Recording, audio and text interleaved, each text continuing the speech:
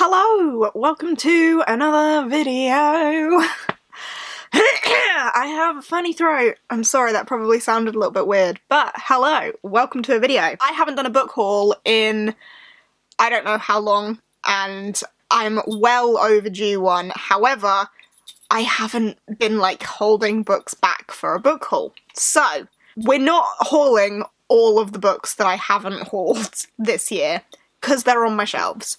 But what we are going to do is a little book haul of the books that I got for Christmas, because I am a very lucky gal who got some books for Christmas. Admittedly, way less books this year than I normally get, but I quite simply just didn't ask for as many as I normally do. I got some other useful bits and pieces from friends and family instead of books, but I did still get a good little selection, and I thought we should do a little book haul to go through what they are. Finn is desperately trying to navigate the books on the floor. Oh, he's left now. Let's go through what I got for Christmas. First and foremost, the first thing I want to mention, because I can't talk about it in too much detail, is the fact that I got volumes 4 through 12 of Toilet Bound Hanako-kun, which is a manga series that I have been really enjoying and am eager to continue, so I'm very happy to have so many of these to be carrying on with now. So thank you so much to the selection of people who got me these off my wish list. Is there any chance of me remembering who got what one? Absolutely not. Claire got me volume 4. Thank you very much, Claire. Volume 5 I actually already had, so I don't have that one here. Volume 6 was also from Claire. Oh, that nearly came out. Thank you very much, Claire, for that one as well. Volume 7 from Cody. Thank you very much, Cody.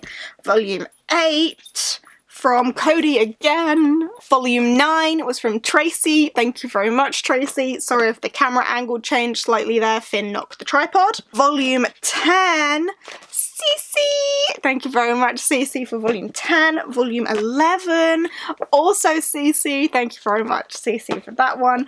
And volume 12, William. Thank you very much, William, for that. So thank you to the lot of you for fueling my love for Toilet Bound Hanako-kun. I have read the first few of these and absolutely am adoring it. It's about a ghost who lives in the toilet of a school, hence Toilet Bound. Here's volume 1, Toilet Bound Hanako-kun. It's about a ghost who lives in the toilet of a school, and in order to summon this ghost you go to like the 3rd stall along in the girls' bathroom on the 4th floor, and you say Hanako-kun's name 3 times to summon the ghost from the toilet, and then the ghost will grant you wishes. So our main character summons this ghost, and the summoning of this ghost unravels a story of all of the 7 mysteries that are on the grounds of this school. But there are 7 main mysteries and some other like minor mysteries and supernatural things that live in this school, haunt this school, and our main character is now like tied up with these mysteries through summoning the ghost from the toilet. It's very chaotic, there's a lot of madness, doesn't always make a whole lot of sense, but it's just a good time and I'm having a lot of fun reading it, so I am very excited to continue. And I think I also might try and watch the anime as well, because I'm enjoying reading it, so hopefully I could enjoy watching it as well. But yes, thank you to everyone who has fueled my collection. Moving onwards, I've already mentioned Cody because Cody got me one of those volumes, so let's see what else she got me, which is Upon a Burning Throne by Ashok Banker. This is the Burnt Empire Saga Book 1. It is so super floppy, and it just feels so good. I didn't know it was going to be quite this chunky, but this is political fantasy. The Emperor has died. He was the Emperor of the Burning Lands, or the Burnt Empire, or something. Well, it's the Burnt Empire saga. So the Emperor of the Burnt Empire has died, leaving like this turbulent situation behind him. There is a world where demigods and demons walk amongst the mortals, and there are two young princes in line to rule, but the birthright does not guarantee inheritance, for a successor must sit upon the legendary burning throne and pass the test of fire. Imbued with dark sorceries, the throne is a crucible, one that incinerates the unworthy. Ooh, but there's another who may have a claim to power, who is a girl from an outlying kingdom. War is declared. There's rebellion, there's chaos, a shattered realm, war is declared, and there are 3 powerful claims to the burnt throne. Exciting. And the author, Ashok K. Banker, is like deemed to be the pioneer of Indian fantasy, so I'm really excited to read some of their works, because apparently they've written a lot. And I haven't read anything from them before, so I'm very excited to dive into this. It sounds very much my cup of tea. Empire at war, demons and demigods amongst mortals, everything being in this like turbulent situation. It sounds like my cup of tea. I'm excited to read it. Thank you very much, Cody, for the gift. It's just so floppy and beautiful. Next up, we have a gift from Carrie. Thank you very much, Carrie, for this one, and it is Kingdom of Essence by Holly Carlson. This is a self-pubbed fantasy book that I heard of through Cassidy, of course. I don't know if Cassidy's actually liked this one or not, but it sounded very much my sort of thing, so I threw it on my wish list. This is about a young girl who is desperate for revenge for what happened to her mother. The tagline on the back says, "To survive here, you either grow wings or claws." And this is about Elitza, however you would pronounce her name, Elitza, who only cares about 2 things: getting enough money to restart her life and finding out the truth about what happened to her mother and getting the revenge for that. So in order to work on these 2 things that she cares about, she has this loyalty to this tower, which is a corrupt guild of mages who hunt down people with magic artifacts or something along that line. The corrupt guild of mages are concerned more with their own wealth than the welfare of the people. So our main character has spent her last 3 years as a reclamation agent for the guild, hunting down people for precious coin in the hope of uncovering what happened to her mother. So she's hunting down people for money and information whilst working for this corrupt guild of mages. However, one day she's met with a group of rebels who seem to offer her some sort of option, and she needs to weigh up what is more important to her: the loyalty to the tower and getting the money, or starting a new life for herself. I'm really intrigued by the idea of these mages and this tower guild, but also by like the mystery of what happens to her mother and like why she's so desperate to start this new life for her. There's a lot that intrigues me about this, but I think that the world could be quite interesting with the rebels and the mages and how the mages have this sort of power over the people and so on. So I'm intrigued, and I definitely don't read enough self-pubbed fantasy, so I'm trying to get more into that, and hopefully this is a good one. Fingers crossed. Next up is a gift from Victoria, so thank you very much, Victoria, for Tangleweed and Brine.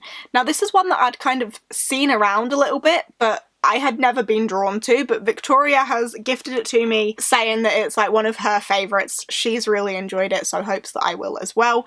And this seems to be retellings of classic fairy tales, with brave and resilient heroines, tales of blood and intrigue, betrayal and enchantment, not for the faint-hearted or damsels in distress. Oh, there's illustrations and stuff in here as well. But I have seen people enjoying this, so hopefully I will as well when I get a chance to read it. Thank you very much, Victoria, for this one. Next up, I have a gift from G, so thank you very much to G for this one, which is a Psalm for the Wild Built by Becky Chambers. I have not enjoyed what I've read from Becky Chambers before, so I'm really hoping that the Monk and Robot little novella story might be a little bit more my cup of tea. I've heard fantastic things about this from people who also didn't like A Long Way to a Small Angry Planet, so I have high hopes. But all I know about this is a monk and a robot, and a story of hope. But I think I might go into this not knowing a lot and just see where it takes me. I don't even want to read the blurb, I don't think, but I've heard fantastic things about what a beautiful story this is, so I really hope that I do enjoy it. I'm excited for it. I'm looking forward to reading this one, so thank you very much, G, for this. And then also from G, I have A Wizard's Guide to Defensive Baking by T. Kingfisher. I'm desperate to read more from T. Kingfisher. I really need to get on to that. This is about a young girl who is a baker, and her magic doesn't work quite the way that it should or that everyone else's does. Her magic seems to only work on bread. So I don't really know what that means, but intriguing. And her life is turned upside down when she finds a dead body in the bakery. So I think it turns into some sort of like murder mystery sort of situation, and defensive baking, because her magic only works on baked goods. I'm intrigued. I'm not entirely sure what to expect. Siege sorcery sourdough. Brilliant.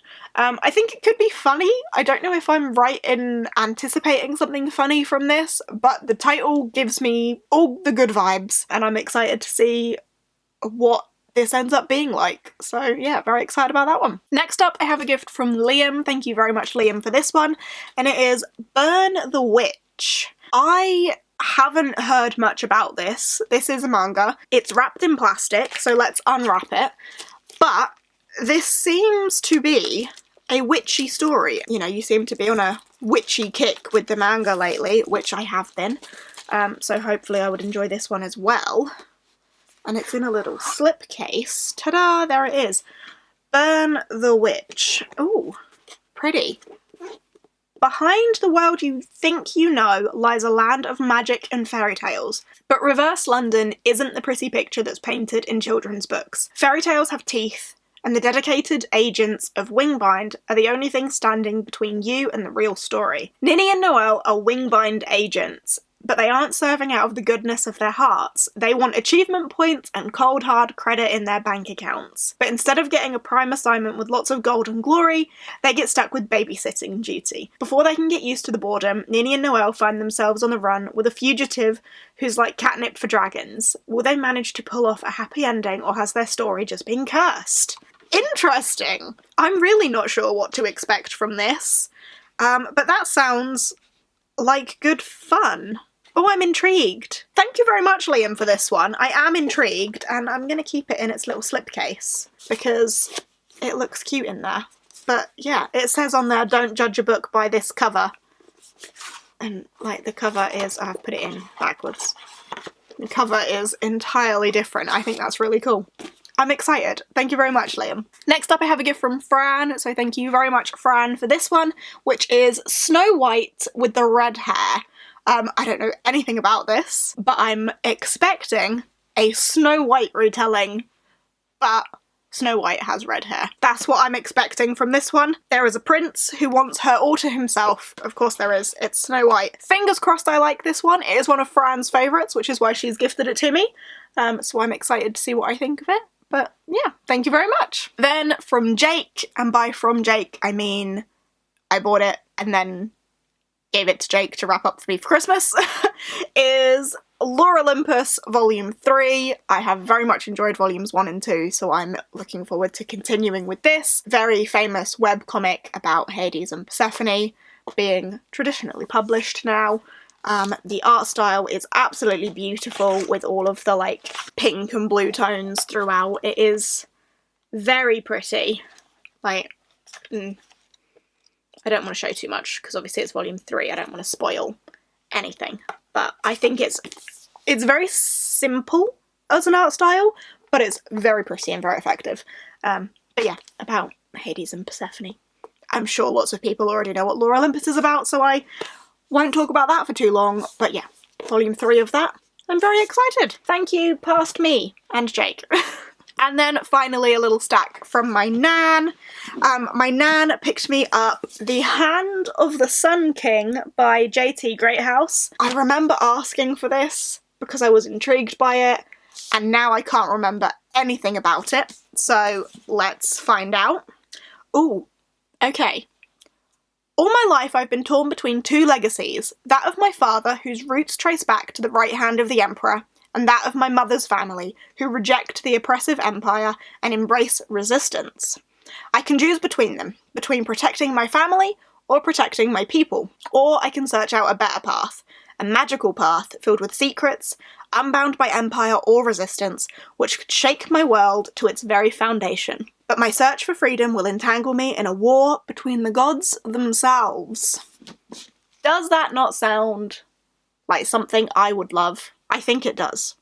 Which makes sense as to why I would have asked for it from my Nan for Christmas. So thanks, Nan, for that one. I'm excited. She also got me Hex by Jenny Fagan.